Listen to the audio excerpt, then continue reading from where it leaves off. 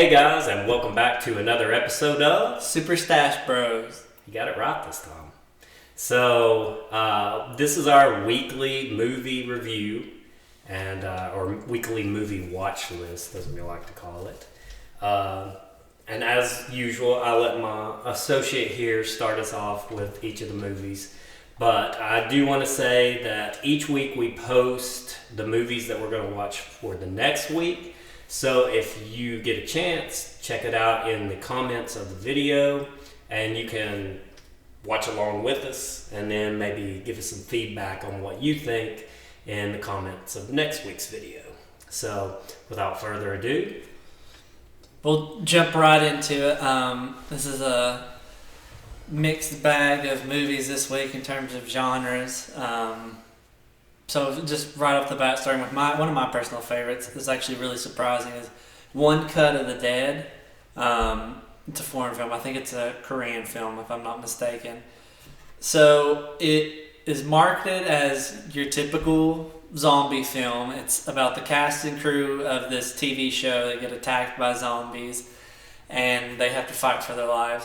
So it's pretty basic storyline. So hearing about it, like everyone kept giving it rave reviews and stuff like that, I was like, it doesn't sound like you can, do much with that plot. It sounds like every other generic zombie movie. And so, but finally, we got a chance to watch it, and I was like, well, we'll see what all the fuss is about. The first 30, 40 minutes, I was like, I don't understand what the hype's about. This was okay, but it wasn't, what I was expecting to be. Like everyone kept saying, it's so unique and different. But I held on, pardon me. I held on, and by the end of it, loved everything about it. This is more lighthearted. I know it's weird to say for a zombie film, but it is more on the lighthearted side. Honestly, it's a movie you could even watch with the whole family if you got kids.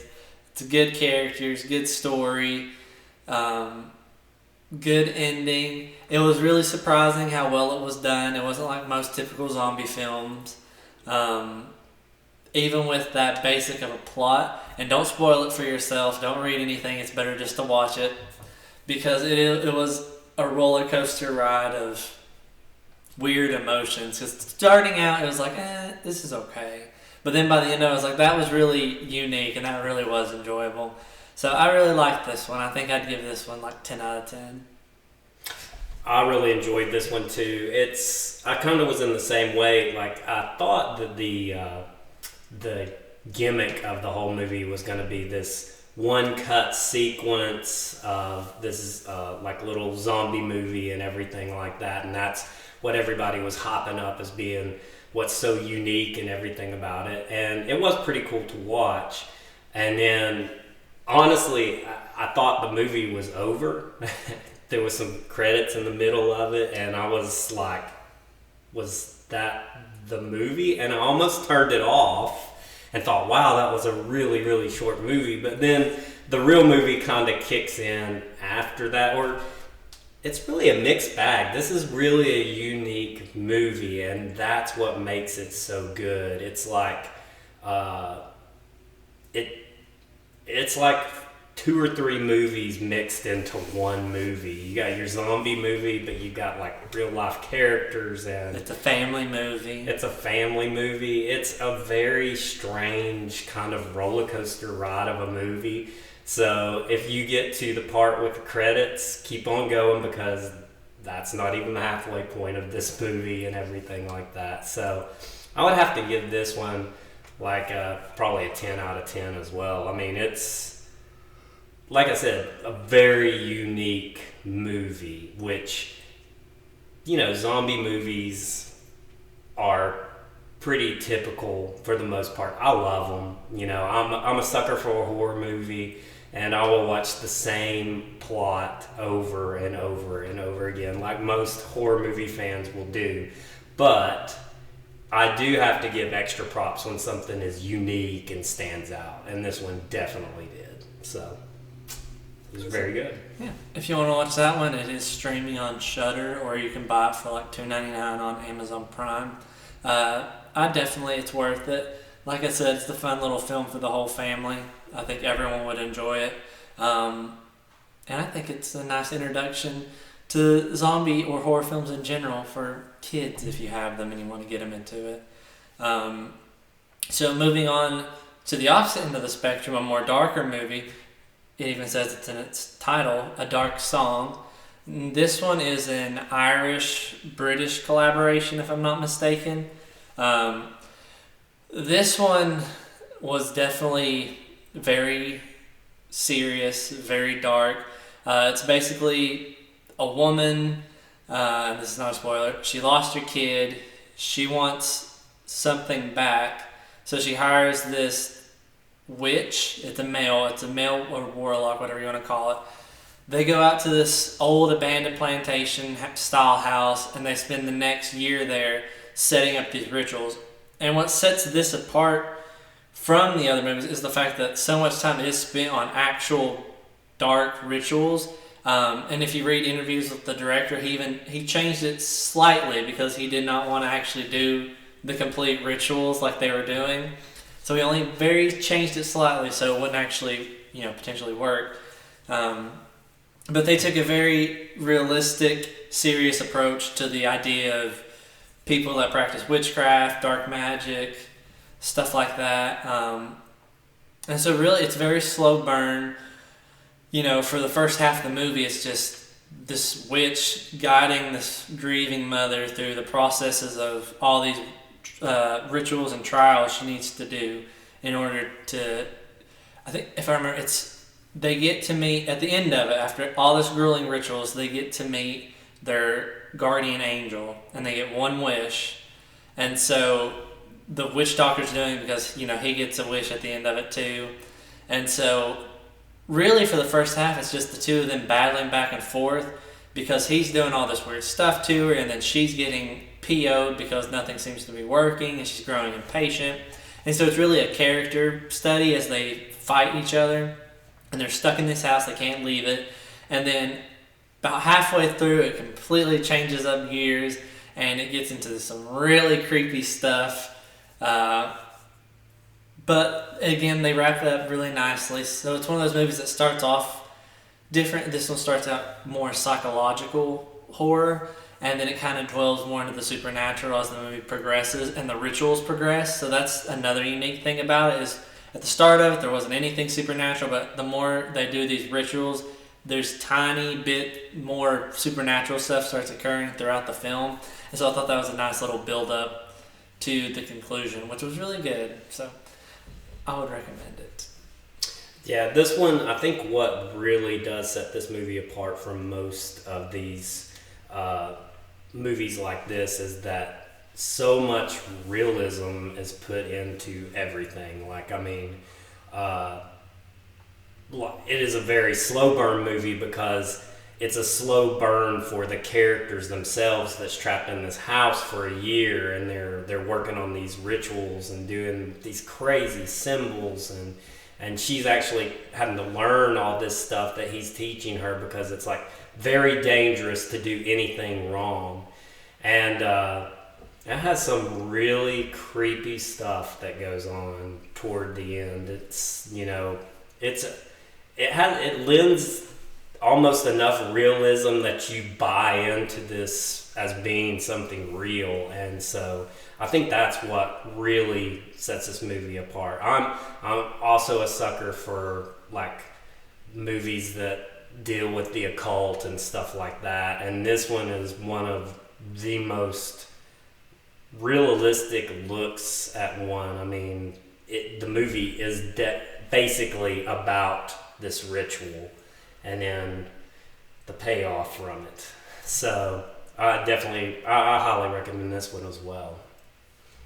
If you want to watch this one, it is available on Prime to rent for $1.99, or you can also stream it on Shudder. And like I said last time, if you don't have Shudder and you're a big horror movie fan, I highly recommend getting it. So yeah, that one, if you are into occult stuff, especially realistic movies that deal with the occult and magic and stuff like that, I would definitely give it a watch. And it does have some really creepy scenes in it. So yeah, 2 thumbs up for that one. The next one is probably my favorite from the list because I'm just a sucker for good old-fashioned slasher films, and that's a newer one that a lot of people probably may have heard of but may have not. It's called Haunt. This one was released technically last year. It's from the guys that did A Quiet Place. The same writers that were behind that movie are behind this one. Very straightforward, simple plot. A bunch of teenagers go to this haunted house attraction on Halloween. They're going through it. It's creepy, and then halfway through they realize they're trapped in it, and the people running it really do want to kill them. And so it's just them trying to escape the house and survive the night. So very basic plot. I mean, you know, if you've seen Tobe Hooper's The Fun House, they did it before. Dark Ride, they did it before. But as a lot of people will tell you, it's not about the story, it's about the execution that matters. And the execution in this was really, really good. So the acting, the characters, the cinematography, everything was really strong, had a really slick look to it. The sets were really impressive, like the haunted house itself. It looked like an actual haunted, like an expensive haunted house. You can tell they didn't waste. They put all their money they could into it. Just the way the plot moves is really nice too. I mean, it's not just a straightforward, you know, they get attacked randomly and then just all hell breaks loose. It does gradually happen throughout it. The killers all look really cool. They all have these really creepy, cool masks. I was gonna say something, but I won't ruin it. It's got some really disturbing imagery in it too, towards the halfway point. But yeah, this one was just a good old, you know, you don't have to think too hard. There's not a lot of backstory. We don't know, you know, because a lot of movies try to deal too much with explaining the killers and why they're doing what they're doing. What I appreciate about this movie is that it knows we don't care about that. They're cool, the setting's cool, and we know what they want. They want to kill these kids. And so that's all we need to know. So the movie doesn't waste any time trying to explain anything like backstory or anything like that. It just jumps right into, it's a bunch of crazy, you know, carnies just trying to kill people. And so it was just a good old roller coaster ride, some really brutal, cool deaths in it. Some really likable characters, actually. The gore effects were top notch. The setup was really good. I'm trying to think. If you're a fan of like the traps and Saw, there's some kind of cool setups like that. But yeah, it was a really good movie. And like I said, if you're a fan of just good old-fashioned mindless slasher films, I'd definitely give it a watch. Yeah, you can tell he really likes it because he covered pretty much everything that I would say as well. Haunt's one of those movies that if you're a fan of the old slasher movies and everything like that, you're definitely going to enjoy this movie. It had likable characters, cool killers, cool death scenes, plausible plot, you know, for a slasher movie and everything like that. It's one of those movies that I always recommend to friends that like horror movies. I'm like, oh, have you seen Haunt? It's actually pretty creepy and just a cool, fun movie if you're into those old. It has a nostalgic feel to it. It's a new movie, but you don't get like those characters that like most of them you hate and everything like you get in a lot of movies that come out recently and everything like that, you know. And again, there's not like a whole lot of like story to it. It's just it dumps you into this. You're in it with them, and it's a roller coaster ride. So yeah, gory, good old slasher film. If you enjoy that kind of thing, this one again is available on Shudder. Definitely get Shudder, or you can rent it off Prime for like $3.99. Good old fashioned slasher film to watch on a Friday night. So moving on to a more weird art house film that was really, really weird, but I really enjoyed it. It's called The Untamed. This is a Spanish film. This is one of the weirdest movies you're gonna see. And it's weird right off the bat. So it actually got a lot of praise. So I was like, okay, we can watch it. The literal first scene, I was like, what the frick? And so it's kind of hard to explain the plot. Basically, H.P. Lovecraft meets kind of Skinamax. So right off the bat, it is very sexually graphic. There's a lot of strong sex scenes in this. It's basically about an alien that comes to Earth, or that's already on Earth. We don't really get an explanation. And it is able to fulfill anyone's deepest sexual desires, is the best way to describe it. So it's kind of like Species, but not really like Species. But basically, it's all these characters that are experiencing the most euphoric sexual, experience that they ever have in their life. And so it's kind of like an exploration, like they keep coming back to this thing, even though it hurts them every time they do stuff with it. And it's scary looking. It's very scary looking. It is like Cthulhu. But it actually has it's not just gratuitous for gratuitous sake. It actually does have a really interesting plot. Like the main character is trying to solve this mystery of what happened to a family member, and there's affairs in it, and there's really weird, shocking affairs that I did not see coming. So it's definitely unique. It keeps your interest. It is just very weird. But give it a chance. I say give it a chance. Make it through that first scene, and it'll pique your interest enough to finish it through. But like I said, it is very sexually graphic. So if you're prudish, it's not the movie for you. But if you don't care about that kind of thing, it's definitely a wild ride. If you're one of those people that feel like they want to survive a movie, when you come out of it, you're like, whoa, I just survived this movie.